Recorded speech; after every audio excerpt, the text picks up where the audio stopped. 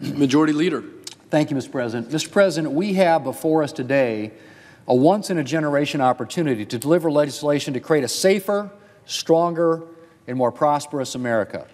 With one bill, we can deliver on a number of priorities: tax relief for hardworking Americans, economic growth, a stronger national defense, a more secure border, a more reliable energy supply, and reductions in waste, fraud, and abuse across the federal government.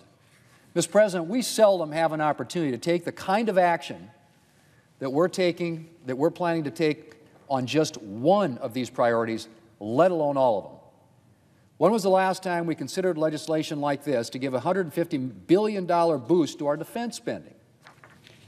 Any serious declines in our military readiness, I should say after serious declines in our military readiness, we are on the verge of notable investment in a number of critical military priorities: shipbuilding, missile defense, defense manufacturing capacity, critical munitions, drones and counter-drone technology, an expanded Air Force fighter fleet, nuclear modernization, U.S. infrastructure in the Pacific, and more. And while it's no substitute for robust yearly defense funding, our bill represents a real chance to start to turn our readiness deficiencies around. There is no time, Mr. President, in which we can afford to let our military readiness slide. But above all, at this time of increased global instability, it is especially vital that we ensure that our military has the resources it needs to deter our enemies and defend our country. So just by itself, the National Defense section of our reconciliation bill represents a historic opportunity. And that's just one section of the bill. We're also looking at historic investment in border security, $160 billion. Yeah, that's right, $160 billion to undo the damage done by the Biden border crisis and secure our border for the long term. More Border Patrol agents, more immigration and customs enforcement agents, funding to complete the border wall and implement critical border technology. Mr. President, it's all there. We have the opportunity to take the gains the Trump administration has made in securing our border and deporting criminals and make that progress permanent.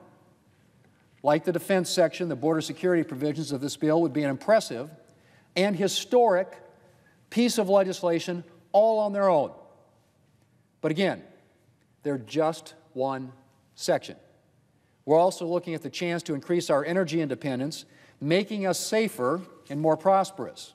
And we're looking at an exceedingly rare opportunity to root out waste, fraud, and abuse, including the first real entitlement reform in decades. Reform that will put these programs on a more sustainable path for today's recipients and for tomorrow's. Once again, impressive opportunities all on their own. But even more incredible when you consider that we're looking at the prospect of being able to do all of these things in one bill.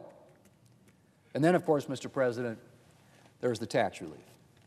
Talk about a section of the bill that would be an achievement all on its own. We're looking at the opportunity to make the 2017 tax relief permanent. That means permanently extending the lower tax rates, permanently extending the increased standard deduction, and not only permanently extending the enhanced child tax credit, but enhancing it even further to $2,200 per child and linking it to inflation so its value will never go down. But not just that. There's more. We're eliminating taxes on tips for millions of tip workers. We're eliminating taxes on overtime for millions of hourly workers. We're putting in place an auto loan interest deductible when you buy a new car manufactured here in the United States. And we're increasing the standard deduction for millions of low and middle income seniors, making their retirement a little easier and more prosperous. We're also implementing a program to create savings accounts for newborns with an initial deposit of $1,000 to help parents save and invest for their children's future needs. And Mr. President, that's still not all.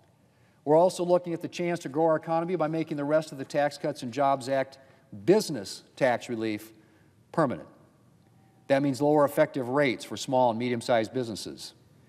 The job-creating 199A small business deduction, and full expensing for new equipment and for domestic research and development.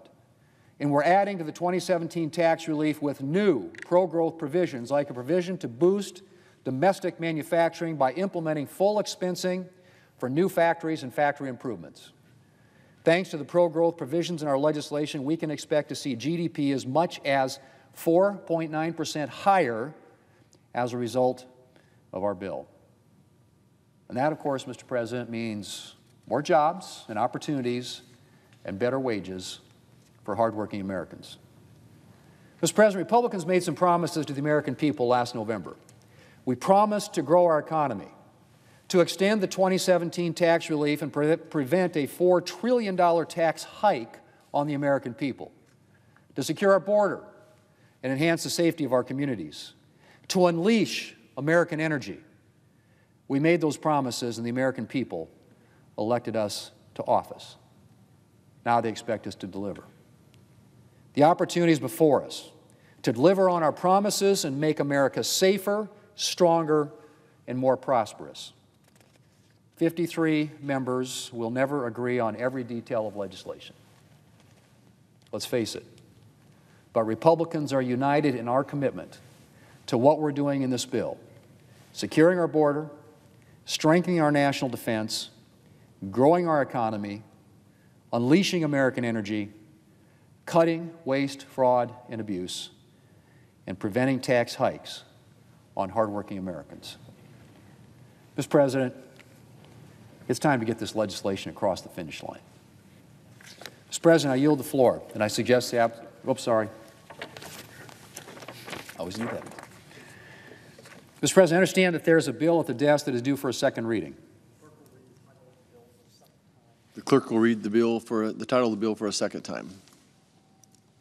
H.R. 1, an act to provide for reconciliation pursuant to Title II of H.Con. Res. 14. Mr. President, in order to place the bill on the calendar under the provisions of Rule 14, I would object to further proceeding. Objection having been heard, the bill will be placed on the calendar. Thank you. Mr. President, I would suggest the absence of quorum. The clerk will call the roll. Ms. Also Brooks.